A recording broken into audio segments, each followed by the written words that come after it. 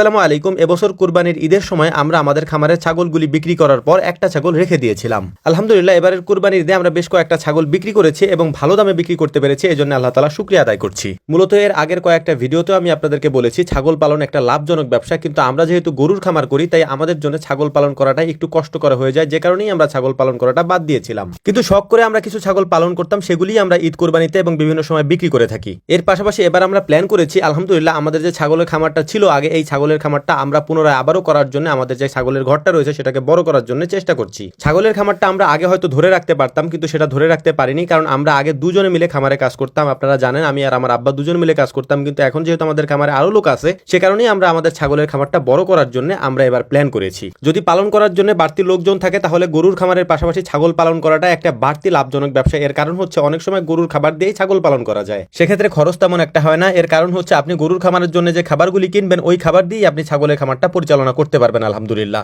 এর পাশাপাশি গরুর খামারের জন্য যে পরিমাণ ঘাস আমরা উৎপাদন করে থাকি ওই ঘাস দিয়েই ছাগল পালন করা যায় খুব সহজেই। এটা আমরা আগেও করেছি, কিন্তু আমি আগেই বলেছি যে আমাদের এখানে যেহেতু লোকজন কম ছিল যে কারণেই আমরা এই কাজটা করতে পারতাম না। আমরা অনেক হিমশিম খেয়ে যেতাম এই কাজগুলি করার ক্ষেত্রে। গত 8-9 মাস যাবত এই ছাগলগুলি কিনে আনার পর এগুলি দিয়েও আমরা সেই পরীক্ষাটা চালিয়েছি এবং পরীক্ষা চালানোর পর আমরা আবারও সফল হয়েছি আলহামদুলিল্লাহ। এবং সফল হওয়ার পর আমরা এবার প্ল্যান করেছি যে আমাদের ছাগলের খামারটা আগের মতো আমাদেরকে বড় করা উচিত। আমরা 49,000 টাকা দিয়ে 6 থেকে 7টা ছাগল কিনেছিলাম, যার মধ্যে 2টা ছাগলই আমরা বিক্রি করেছি 35 থেকে 36,000 টাকার মতো। বাকি 4টা ছাগল আমরা বিক্রি করেছিলাম 10,000 12,000 এরকম করে। একটা ছাগল বিক্রি করেছিলাম প্রায় 26,000 টাকার মতো। আর এখন যে ছাগলটা আপনারা দেখতে পাচ্ছেন, মানে যে ছাগলটা আমরা রেখে দিয়েছিলাম, এই ছাগলটাকেও আমরা হাটে নিয়েছিলাম দাম দেখানোর জন্য যে এটার দাম কেমন হয়, কারণ এই ছাগলটা এখন অনেক ছোট।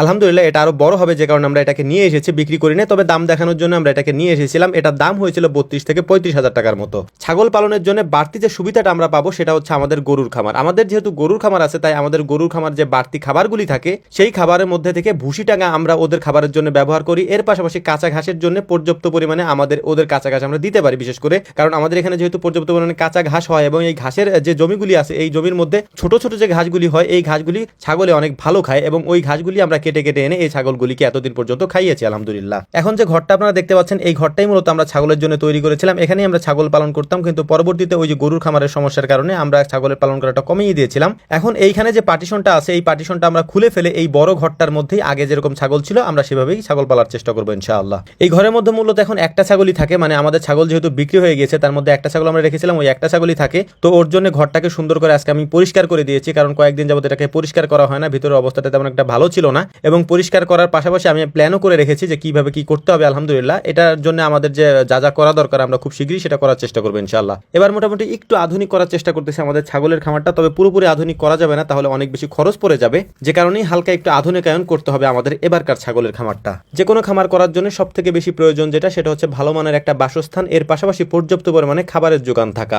বিশেষ করে খাবারের যোগান যদি আপনি না করতে পারেন তাহলে ছাগল এবং গরু যেটাই বলেন আপনি যে কোনো খামারেই তেমন একটা লাভ করতে পারবেন না, কারণ হচ্ছে খাবারেই সব থেকে বেশি দাম পড়ে যায় এবং খাবারের খরচটা যদি কমিয়ে না যায় তাহলে যে কোনো ব্যবসায়ী বা যে কোনো খামারেই অনেক বেশি পরিমাণে লাভ করা যায় আলহামদুলিল্লাহ। তো যাই হোক আমাদের জন্য দোয়া করবেন। আসসালামু আলাইকুম ওয়া রাহমাতুল্লাহ।